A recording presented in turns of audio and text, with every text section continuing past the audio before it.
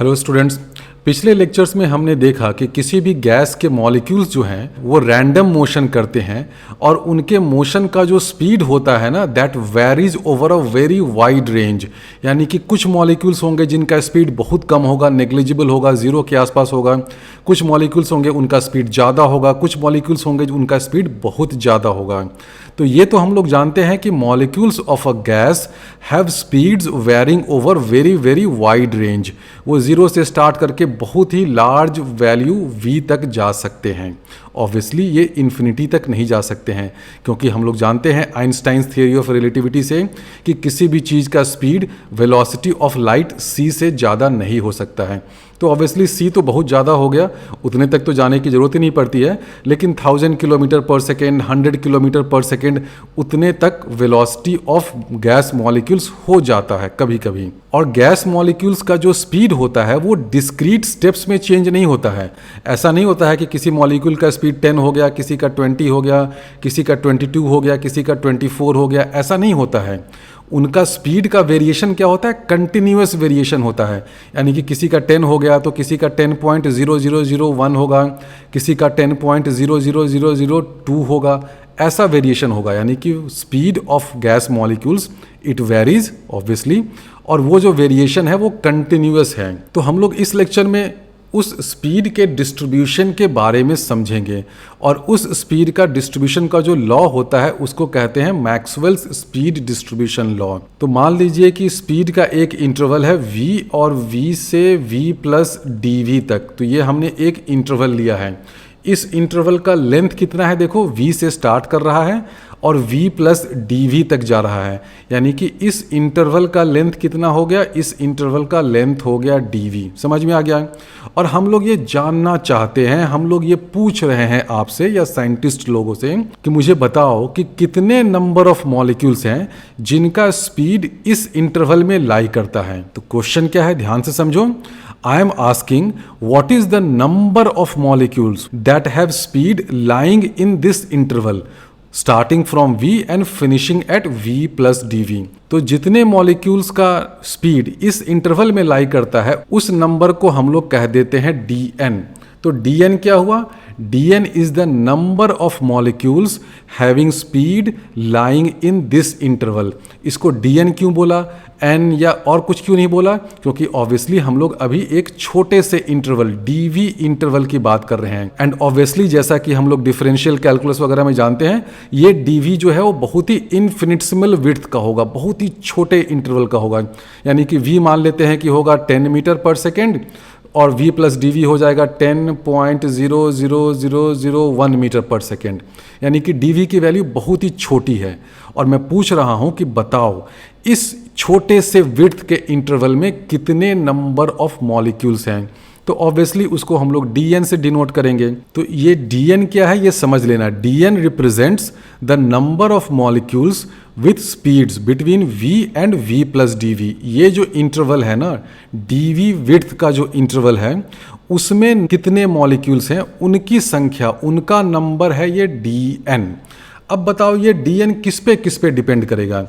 एक चीज़ तो ऑब्वियस है कि ये dn will be directly proportional to dv। होगा ना? बिल्कुल होगा, क्योंकि अगर आप अपने इस इंटरवल के विड्थ को बढ़ा देंगे, यानी कि इतने बड़े इंटरवल के बदले अगर आप बहुत बड़ा इंटरवल ले लेते हैं, यानी कि एक केस में मान लीजिए कि dv की वैल्यू है छोटी सी मतलब कितनी, मान लेते हैं कि 0.01 मीटर पर सेकेंड है, ठीक है। और दूसरे केस में dv की वैल्यू हो जाती है 0.05 मीटर पर सेकेंड, उसका 5 टाइम्स। तो ऑब्वियसली जो बड़ा वाला इंटरवल होगा उसमें ज़्यादा मॉलिक्यूल्स होंगे, ये तो कॉमन सेंस कहता है। तो ये तो हम लोग समझ रहे हैं कि जो dn है this will be directly proportional to dv। dv क्या है? Width of this interval. साथ ही साथ हम लोग ये भी जानते हैं कि जो dn है this will be directly proportional to n। और ये n क्या है? n है टोटल नंबर ऑफ मॉलिक्यूल्स। मान लेते हैं कि ये जो एक्सपेरिमेंट हम लोग स्पीड डिस्ट्रीब्यूशन का कर रहे हैं या एनालिसिस कर रहे हैं, जिस गैस सैंपल में कर रहे हैं उस गैस सैंपल में total number of molecules n है। तो ये जो डी एन है वो इस एन के डायरेक्टली प्रोपोर्शनल होगा, क्योंकि अगर आप ज़्यादा गैस इसमें ठूंस दीजिएगा तो इसी इंटरवल के बीच में ज़्यादा नंबर ऑफ गैस मॉलिक्यूल्स आ जाएगा। ये तो कॉमन सेंस कहता है। मान लीजिए कि एक केस में आप 100 मॉलिक्यूल के साथ काम कर रहे हैं, तो उस केस में डी एन की कुछ वैल्यू आएगी। आपका दोस्त आ गया, वो क्या कर रहा है, 10 बिलियन मॉलिक्यूल के साथ काम कर रहा है, तो उस केस में ऑब्वियसली डीएन ज़्यादा हो जाएगा। तो डीएन जो है वो एन पे डिपेंड करेगा, उसके डायरेक्टली प्रोपोर्शनल होगा, और डीवी के भी डायरेक्टली प्रोपोर्शनल होगा। साथ ही साथ क्या ये डीएन वी पे डिपेंड करेगा? बिल्कुल डिपेंड करेगा, क्योंकि मान लीजिए कि आप 10 मीटर पर सेकेंड से 10.001 मीटर पर सेकेंड इस इंटरवल में है, या आप मान लीजिए कि 400 मीटर पर सेकेंड से 400.001, तो दोनों केस में देखो डीवी की वैल्यू सेम है ना। इसमें भी डीवी कितना है 0.001, इसमें भी डीवी कितना है 0.001, लेकिन दोनों केस में नंबर ऑफ मॉलिक्यूल्स अलग अलग हो सकते हैं, क्योंकि इसमें वी क्या है 10 है, इसमें वी क्या है 400 है। तो इतना तो हमें समझ में आ रहा है कि ये जो डीएन है वो वी पे डिपेंड करेगा। डायरेक्टली प्रोपोर्शनल होगा या इन्वर्सली प्रोपोर्शनल होगा ये मैं नहीं कह सकता हूँ। हो सकता है कि इसमें रिलेशन थोड़ा सा कॉम्प्लिकेटेड हो, लेकिन इतना तो पता है कि दिस डीएन, ये जो डीएन है, this is a function of v. तो हम लोग ये तो लिख सकते हैं कि ये जो डीएन है ये फंक्शन ऑफ वी होगा, और साथ ही साथ ये भी कह सकते हैं कि ये फंक्शन ऑफ टी, टेम्परेचर भी होगा, क्योंकि हम लोग ये जानते हैं कि अगर हम लोग किसी गैस सैंपल को हीट कर दें तो इन जनरल मालूम है कि स्पीड ऑफ मॉलिक्यूल्स बढ़ जाएगा। ये तो कॉमन सेंस कहता है। आप किसी गैस को हीट करिएगा तो थर्मल एजिटेशन के कारण जो रैंडम मोशन हो रहा है गैस मॉलिक्यूल्स का, ऑब्वियसली वो ज़्यादा होगा, उनका स्पीड बढ़ जाएगा। तो ये जो डीएन है वो टेम्परेचर पे भी डिपेंड करेगा। तो अभी जो हम लोग डिस्ट्रीब्यूशन लॉ देख रहे हैं ना, स्पीड डिस्ट्रीब्यूशन लॉ का, उसमें हम लोग टेम्परेचर को फिक्स कर देते हैं फॉर द टाइम बीइंग, कि चलो हमने जो गैस सैंपल लिया है उसमें पहले हम लोग टेम्परेचर फिक्स कर देते हैं, मान लेते हैं 100 केल्विन। उस पे देखते हैं कि स्पीड के साथ नंबर ऑफ मॉलिक्यूल्स का क्या वेरिएशन है। ठीक है, फिर अगला एक्सपेरिमेंट करेंगे तो 200 केल्विन पे कर लेंगे। तो इतना तो पता है कि ये जो डीएन है वो वी पे भी डिपेंड करेगा और टी पे भी डिपेंड करेगा, लेकिन एक्सपेरिमेंट करने में हम लोग एक टाइम में एक ही पैरामीटर चेंज करेंगे।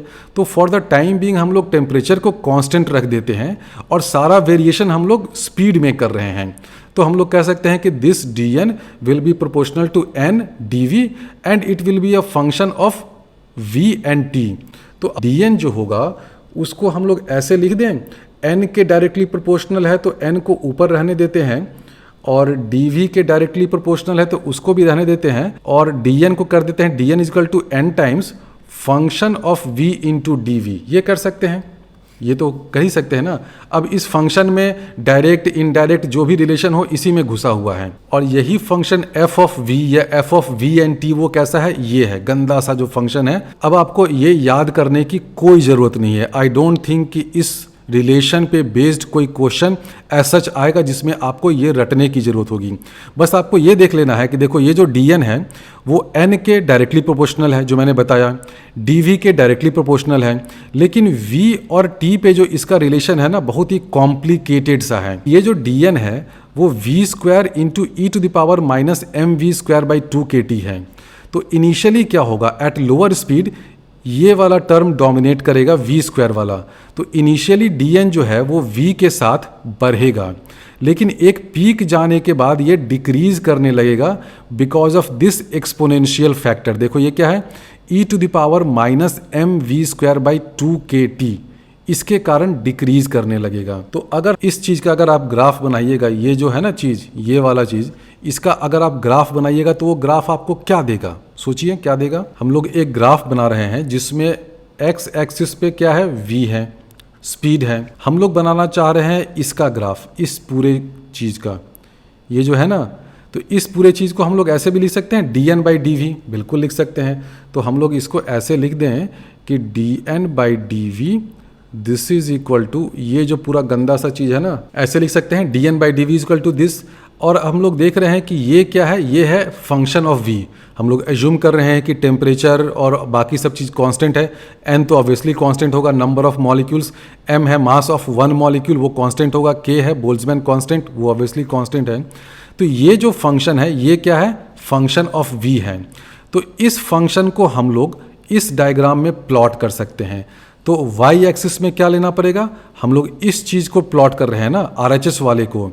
तो RHS किसके बराबर है, dn/dv के बराबर है, यानी कि y एक्सिस पे हमें लेना पड़ेगा dn/dv। और जो ग्राफ बनेगा, ये वाला जो ग्राफ यहाँ पर बनेगा, उसकी खूबसूरती ये है कि ग्राफ के नीचे जो एरिया होगा, एरिया अंडर द कर्व, वो हमें क्या दे देगा, वो हमें dn दे देगा। मैं बताता हूँ कैसे देगा। मान लीजिए कि उस कर्व का ये एक पोर्शन है, पूरा कंप्लीट कर्व अभी मैंने नहीं बनाया है, मैं बना दूंगा। तो आप किसी भी पॉइंट v पे आप dv विड्थ का एक छोटा सा रेक्टेंगल लीजिए जिसका विड्थ है dv। तो हम लोगों ने क्या लिया, ये जो विड्थ है dv है, कहाँ से कहाँ के बीच में है, ये v से स्टार्ट होकर के v प्लस dv तक है। तो हाइट क्या हो जाएगा, हाइट है ये dn/dv के बराबर। तो हाइट हो जाएगा dn/dv।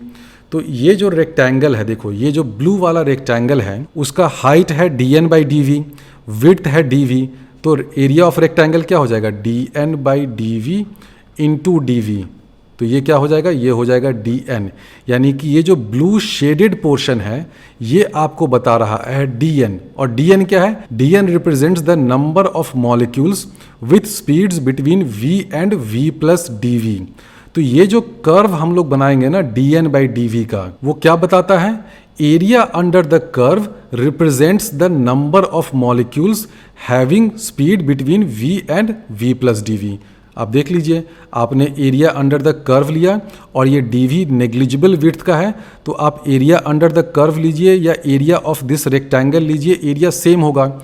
इंटीग्रल कैलकुलस में जो कॉन्सेप्ट होता है ना कि हम लोग छोटे छोटे रेक्टेंगल में उसके एरिया को डिवाइड कर देते हैं and width of the rectangle बहुत ही छोटा है, तो हम लोग एज्यूम कर लेते हैं कि एरिया अंडर द कर्व या एरिया ऑफ दिस रेक्टेंगल दोनों सेम है। सेम कॉन्सेप्ट है जो हम लोग वर्क डन में या डिस्टेंस फाइंड करने में यूज़ करते हैं, एग्जैक्टली सेम कॉन्सेप्ट है। तो ये जो कर्व है ना dn/dv वाला, ये कर्व हमें क्या दे रहा है कि इस कर्व के नीचे एरिया क्या बताता है, number of molecules with speeds between v and v plus dv। और ये कर्व कैसा होगा, देखो dn/dv का ये फंक्शन है, dn/dv ये है। तो v जब 0 होगा तो ये dn/dv 0 होगा, यानी कि ये 0 से स्टार्ट करेगा। यहाँ से स्टार्ट करो, जैसे जैसे v इंक्रीज करेगा ये इंक्रीज करेगा। लेकिन जैसे जैसे v इंक्रीज करेगा तो धीरे धीरे देखो ये वाला टर्म है ना e⁻⁻ दिस थिंग, ये डोमिनेट करने लगेगा। तो एक पर्टिकुलर वैल्यू के बाद ये डोमिनेट करेगा और इसके कारण क्या है, ये एक्सपोनेंशियली डिकेइंग वाला पार्ट है, देखो ये डिक्रीज कर रहा है ना, तो ये डिक्रीज करने लगेगा। तो कर्व कुछ इस तरह का बनेगा, ऐसा बनेगा, ठीक है। कहीं पे इस कर्व का पीक आएगा, कहीं पर पीक आएगा, उसके बाद डिक्रीज करने लगेगा और स्पीड जो है वो आगे बढ़ता जाएगा, लेकिन बढ़ते बढ़ते इन्फिनिटी तक नहीं जाएगा, आगे जाकर के कहीं उसको रुकना पड़ेगा। स्पेशल थ्योरी ऑफ रिलेटिविटी से जानते हैं कि कोई भी चीज़ वेलोसिटी ऑफ लाइट c से ज़्यादा स्पीड से नहीं मूव कर सकता है। तो थियोरेटिकली सेइंग आप कह सकते हैं कि ये जो कर्व है वो इन्फिनिटी तक चला जाए, लेकिन प्रैक्टिकल लाइफ में हम लोग जानते हैं कि speed of molecule can not be greater than speed of light. तो अल्टीमेटली वो c से बहुत पहले ये जो कर्व है ना वो 0 में टच करने लगेगा। अच्छा, ये जो e⁻⁻mv²/2 kT है ना, इसको याद करने का एक बहुत सिंपल तरीका है। देखो e⁻ समथिंग है, अब ये जो समथिंग है ना क्या होगा, एक डायमेंशनलेस क्वांटिटी होगा। जब भी आप एक्सपोनेंशियल का पावर लेते हैं तो यहाँ पर मीटर या सेकेंड या केल्विन कुछ नहीं हो सकता है, यहाँ पर एक डिब्बा होना चाहिए। यहाँ पर जो भी होगा, डिब्बा हो कुछ भी हो, लेकिन ये जो डिब्बा है वो डायमेंशनलेस क्वांटिटी होगा। तो वही देखो हमने यहाँ पर किया है e⁻⁻ समथिंग है, अब ये डायमेंशनलेस होना है तो mv²/2 क्या हो गया, kinetic energy of one molecule, उसको डिवाइड कर दिया kT से। kT का डायमेंशन क्या होता है, एनर्जी होता है, तो mv²/2 आ गया, फिर kT आ गया। तो ये सब चीज़ याद करने का छोटा छोटा ट्रिक होता है कि एक्सपोनेंशियल का पावर जो होगा ना, तो पावर में डायमेंशनलेस क्वांटिटी होना है, यहाँ पर मीटर या सेकेंड या जूल या केल्विन नहीं हो सकता है। तो ये हो गया मैक्सवेल्स स्पीड डिस्ट्रीब्यूशन लॉ, ये एक पर्टिकुलर टेम्परेचर के लिए है। अगर आप टेम्परेचर चेंज करेंगे तो ग्राफ चेंज करेगा। कैसे चेंज करेगा मैं अभी बताऊंगा।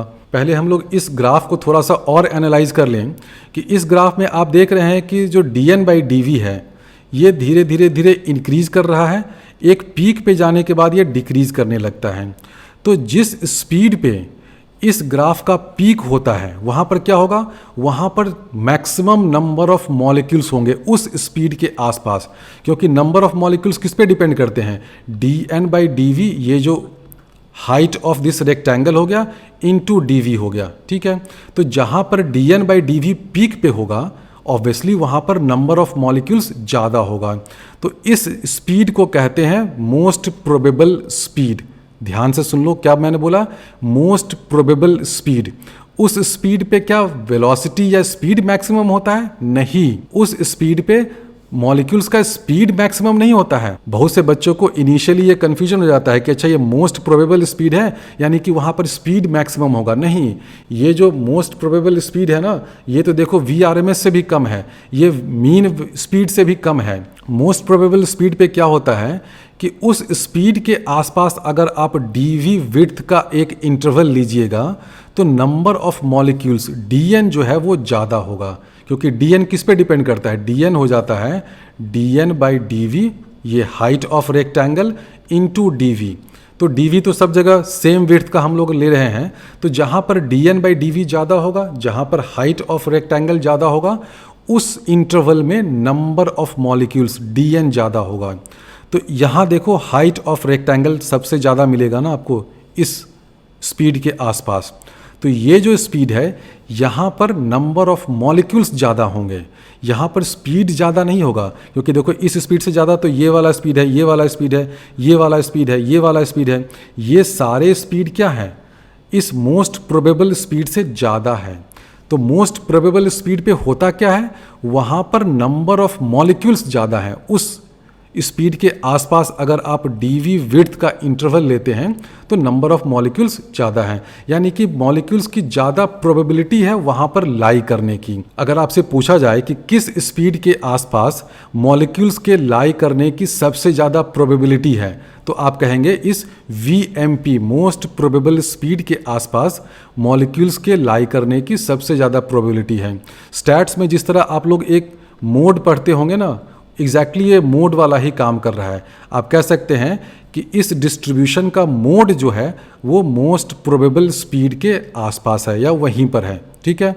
तो ये हो गया मोस्ट प्रोबेबल स्पीड। अब इसको कैसे फाइंड किया जाए, बहुत सिंपल है। हमें तो ये पता है ना dN/dV क्या होता है। देखो dN/dV ये होता है, हमें पता करना है कि किस स्पीड पे इसकी मैक्सिमम वैल्यू हो। बहुत सिंपल है, कैलकुलस यूज़ करो। हमें पता करना है कि इसकी मैक्सिमम वैल्यू किस स्पीड पे होगी।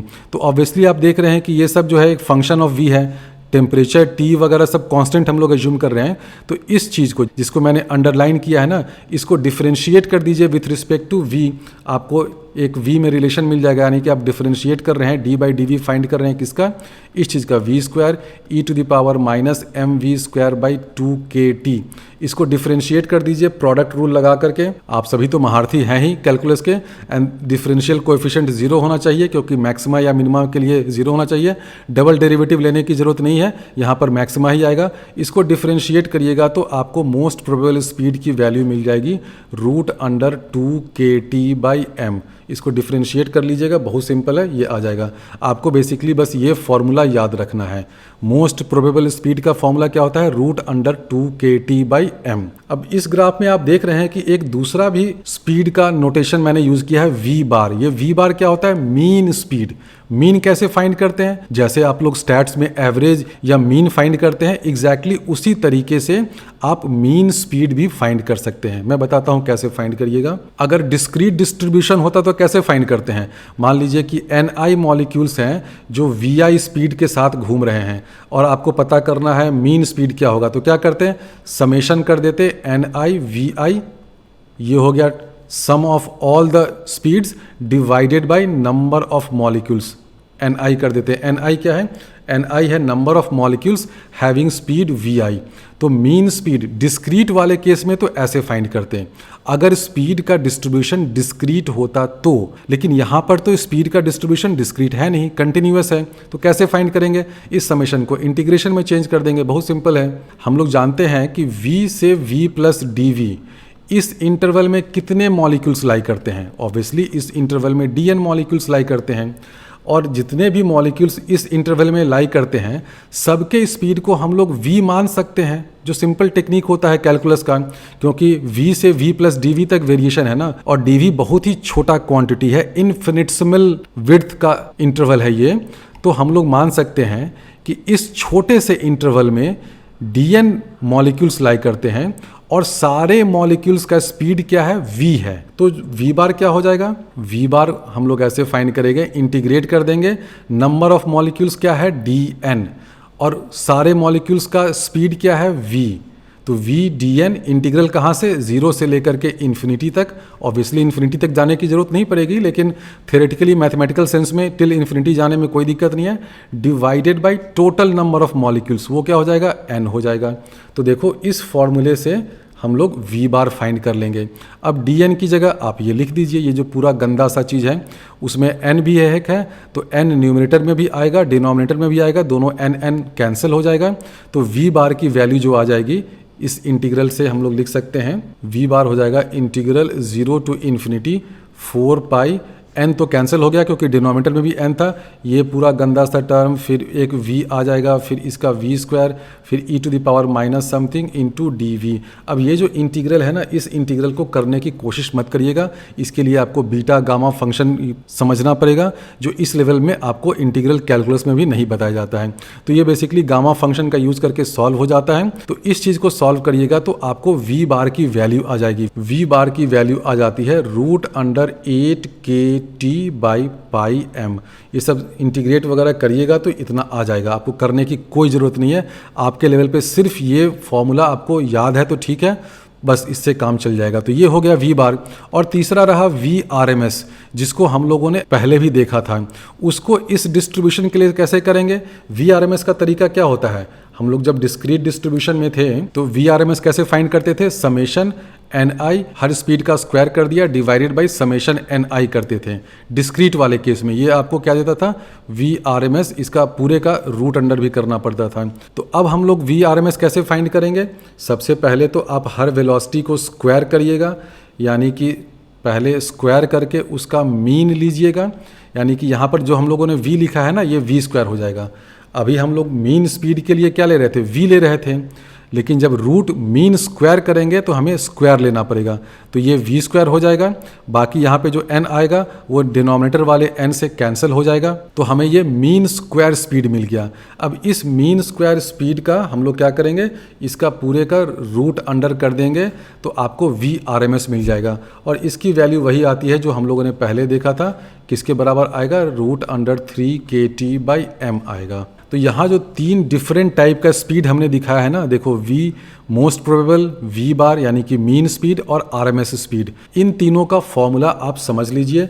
मोस्ट प्रोबेबल स्पीड का फॉर्मूला होता है √2kT/m, v बार का फॉर्मूला होता है √8kT/m, और Vrms तो आप लोग पहले से ही जानते हैं, वो क्या होता है, √3kT/m। और यहाँ से आप ये भी ध्यान रखिएगा कि जो v मोस्ट प्रोबेबल है वो v बार से छोटा होता है और v बार जो है वो Vrms से छोटा होता है। तो जब तक ये मैक्सवेल डिस्ट्रीब्यूशन रहेगा ना, इस तरह का डिस्ट्रीब्यूशन रहेगा, तो ये रिलेशन ट्रू होता है, v most probable is less than v bar is less than Vrms। ये होगा ही होगा, टेम्परेचर कुछ भी हो जाए, कोई भी गैस हो जाए, ये जो रिलेटिव ऑर्डर है ना, ये ऑर्डर सेम रहेगा एज लॉन्ग एज स्पीड का डिस्ट्रीब्यूशन मैक्सवेल लॉ को फॉलो करता है।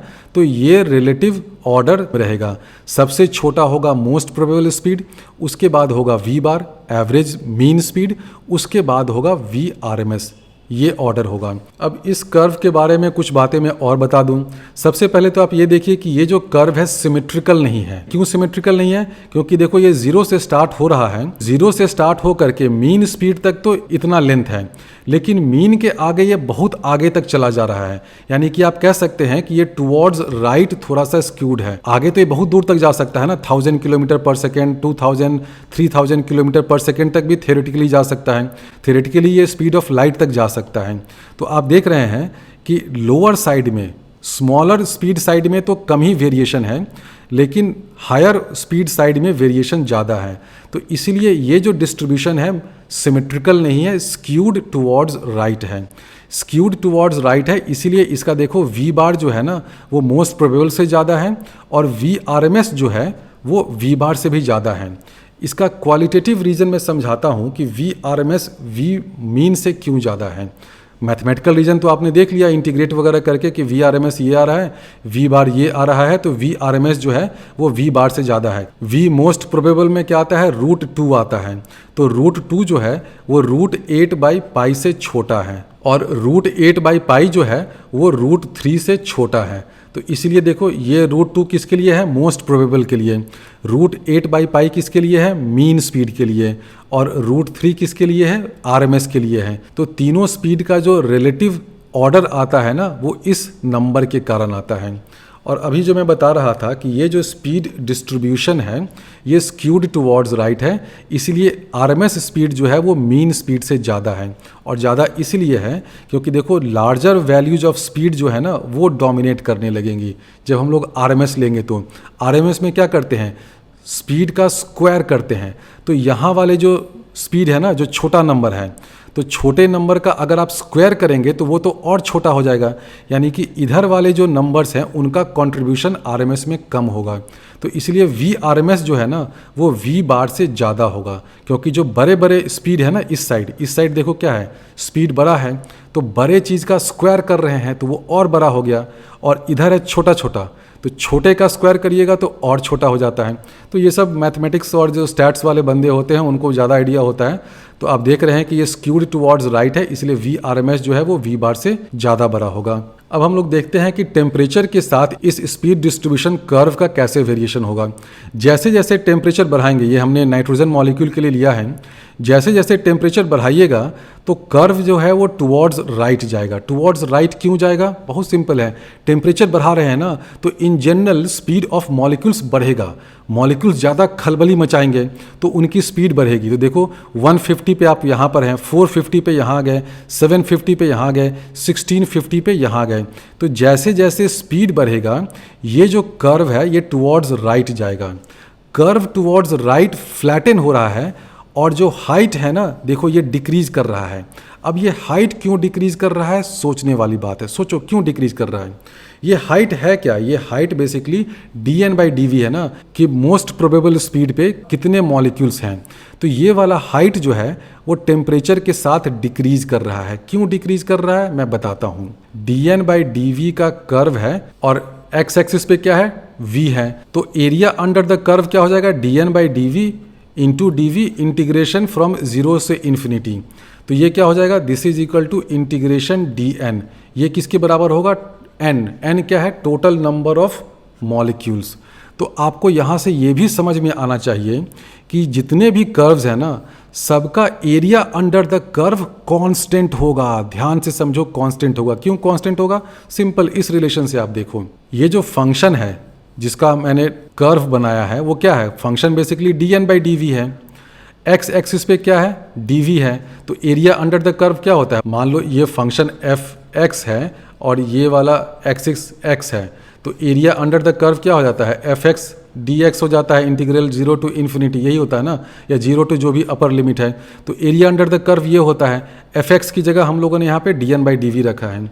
तो एरिया अंडर द कर्व क्या है, dN/dV इंटू dV। ये dV कैंसिल हो गया, क्या आ गया, इंटीग्रल dN। इंटीग्रल dN क्या हो जाएगा, फ्रॉम 0 टू इन्फिनिटी अगर आप इंटीग्रेट करिएगा तो क्या है, जितने भी मॉलिक्यूल्स हैं सारे के सारे मॉलिक्यूल्स आपको मिल जाएंगे, ये n के बराबर हैं। यानी कि टेम्परेचर कुछ भी रहे, नंबर ऑफ मॉलिक्यूल्स तो सेम रहेगा ना। अगर वो सिस्टम क्लोज सिस्टम है, उसमें से कोई मास ना निकल रहा है ना एंटर कर रहा है, तो टेम्परेचर वेरी करने से नंबर ऑफ मॉलिक्यूल्स तो चेंज नहीं करेगा, बिल्कुल नहीं करेगा। यानी कि हम लोग टेम्परेचर कुछ भी चेंज करें, एरिया अंडर द कर्व वो कांस्टेंट रहेगा। अब आप टेम्परेचर बढ़ाते जा रहे हैं तो क्या हो रहा है, इस कर्व का विड्थ बड़ा होता जा रहा है। देखो ये कर्व फैलता जा रहा है, स्प्रेड करता जा रहा है। तो कर्व का विड्थ अगर स्प्रेड करेगा तो ऑब्वियसली उसका हाइट तो घटेगा ना। सिंपल सा कॉन्सेप्ट है। आपको एरिया दे रखा है कि भाई एरिया 100 मीटर स्क्वायर होगा या 100 मॉलिक्यूल्स होगा। इसी 100 मॉलिक्यूल को आपको इधर उधर करना है, इधर बांटना है, उधर बांटना है। टेम्परेचर बढ़ने से क्या हुआ, स्पीड का स्प्रेड बढ़ गया। देखो स्पीड ज़्यादा दूर तक फैल गया, विड्थ ऑफ दिस एरिया बढ़ गया, और total area under the curve same होना है तो ऑब्वियसली हाइट जो है वो दबता जाएगा, हाइट डिक्रीज करता जाएगा। तो ये कॉन्सेप्ट समझ लीजिए कि विथ टेम्परेचर ये वाला जो हाइट है ना मैक्सिमम पीक का, वो क्यों डिक्रीज कर रहा है, क्योंकि width of this area increase कर रहा है। Total area under the curve same होना है, क्योंकि total area under the curve क्या दिखाता है, नंबर ऑफ मॉलिक्यूल्स, वो तो कांस्टेंट है। तो विड्थ इंक्रीज कर रहा है तो इसलिए हाइट डिक्रीज कर रहा है एज टेम्परेचर इंक्रीजेज। अगर हम लोग दो डिफरेंट मॉलिक्यूल्स लेंगे तो उसमें देखिए क्या होगा, ये ऑक्सीजन है 73 के पे, ऑक्सीजन है 273 के पे। ऑक्सीजन 73 के पे ऊपर थोड़ा जाता, 273 के पे क्या हुआ, देखिए ऑक्सीजन है, ये भी ऑक्सीजन है, कर्व फ्लैटन हो गया। तो जो मैक्सिमम पीक था वो पीक रिड्यूस हो गया लेकिन कर्व फ्लैट हो गया। तो ये समझ में आया ऑक्सीजन एट 73 के एंड ऑक्सीजन एट 273 के क्यों ऐसा हुआ।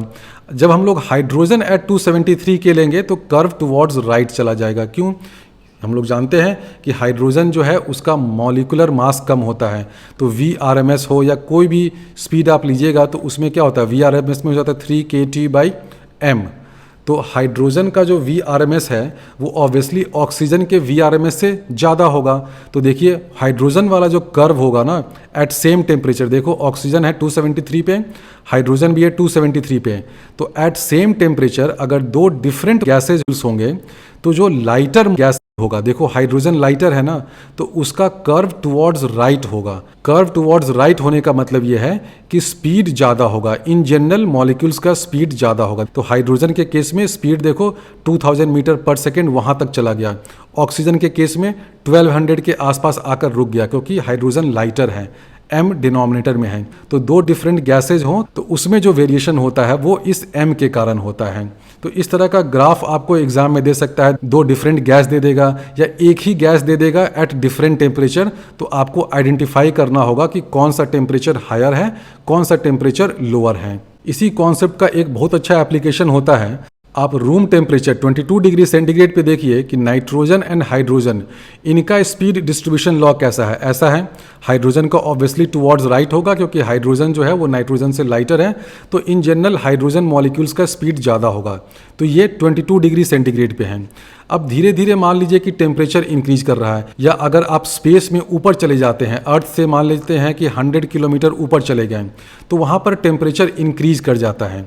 तो टेम्परेचर इंक्रीज करने से देखो क्या होगा, मान लीजिए कि आप at an altitude of 100 kilometre चले गए हैं और वहाँ पर टेम्परेचर अराउंड 1500 डिग्री सेंटीग्रेड है। तो वहाँ पर जब स्पीड डिस्ट्रीब्यूशन लॉ बनाइएगा ना, तो देखिए हाइड्रोजन का जो स्पीड है वो एस्केप वेलोसिटी ऑफ अर्थ उससे भी ज़्यादा हो जाता है।